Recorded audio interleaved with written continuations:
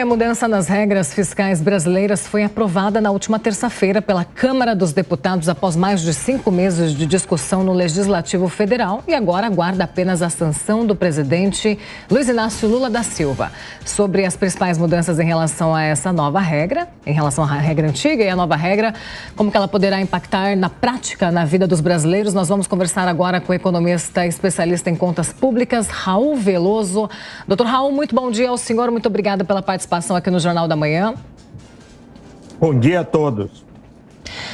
Raul, qual que é a diferença, isso para todos os nossos telespectadores, todo mundo que nos ouve, qual que é a diferença do teto de gastos que nós já temos para esse que será aprovado agora e aguarda essa sanção presidencial?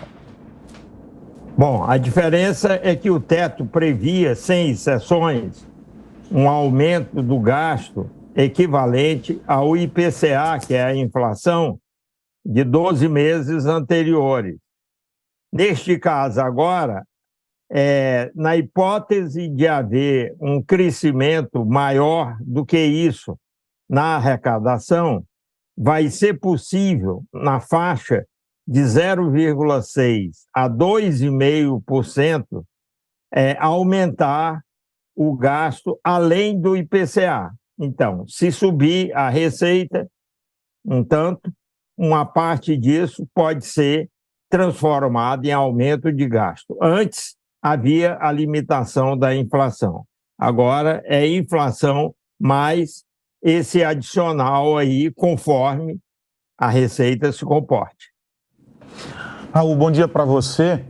Agora, há uma leitura de alguns analistas de que a proposta do arcabouço fiscal, de alguma maneira, também força o aumento da arrecadação, o que caminha na contramão daquilo que se espera, que é o não aumento de impostos e etc. Você concorda com essa leitura? Qual que é a tua visão, do ponto de vista da arrecadação e os efeitos do novo arcabouço?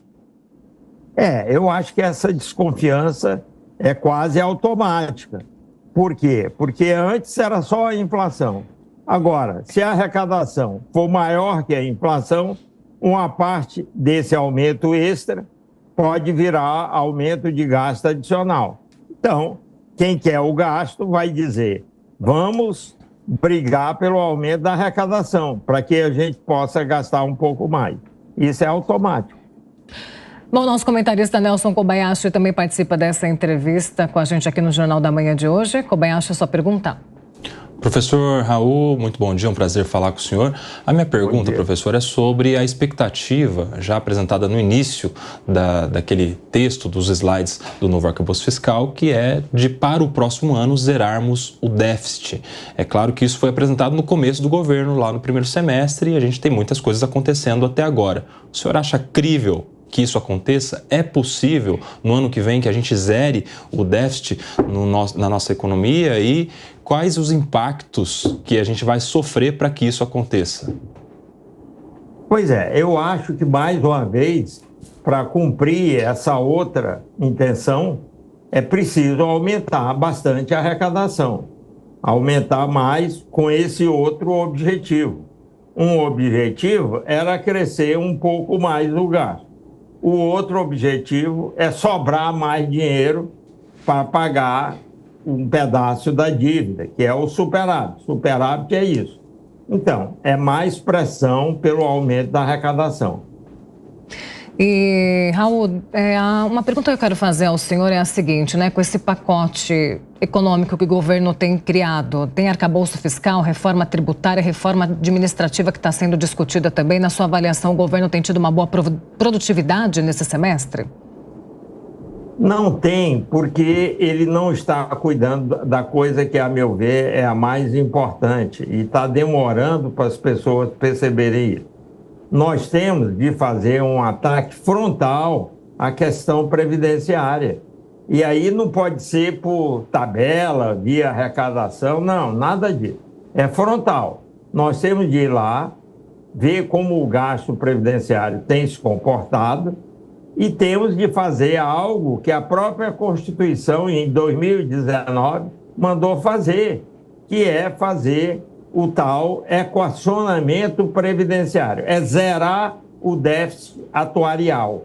Isso é uma ordem da Constituição que não está sendo cumprida. Por quê? Porque só assim você vai abrir um espaço sustentável nas contas. Só para vocês terem uma ideia, o gasto obrigatório hoje, do total da União, ele representa, se a gente incluir assistência social no gasto obrigatório, ele representa 97% do total. Hoje, esse gasto está, como diria um ex-ministro do Trabalho do passado, ele está imexível. Não dá para mexer. E o item dentro desses 97 que mais pesa é exatamente Previdência. O tamanho da Previdência na história é 51% do total. Então, se a gente quer realmente arrumar as contas, gerar superávites, que é a meta que está sendo anunciada, de forma crível, nós vamos ter de arrumar a Previdência e abrir espaço nos orçamentos. E aí sim, o governo pode dizer, agora eu vou ter um espaço orçamentário, uma sobra, para investir em infraestrutura, que é a maior necessidade do país no momento. Senão a economia não cresce. O investimento público em infraestrutura está caminhando para zero.